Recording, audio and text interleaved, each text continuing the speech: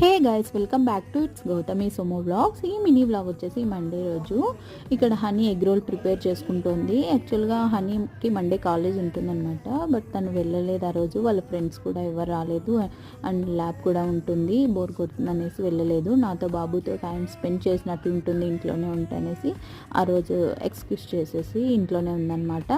And ఇక్కడ egg role prepare చేసుకుంటుంది. Morning breakfast ఏం చేయతాను, డైట్లో ఉంది, అందుకని డైరెక్ట్గా ఆఫ్టర్నూన్ లంచ్ టైంకి ఎగ్ రోల్ ప్రిపేర్ చేసుకుంటుంది తన కోసమే. అండ్ తను బీటెక్ సెకండ్ ఇయర్, ఇప్పుడు బీటెక్ సెకండ్ ఇయర్ 2-2లో ఉంది.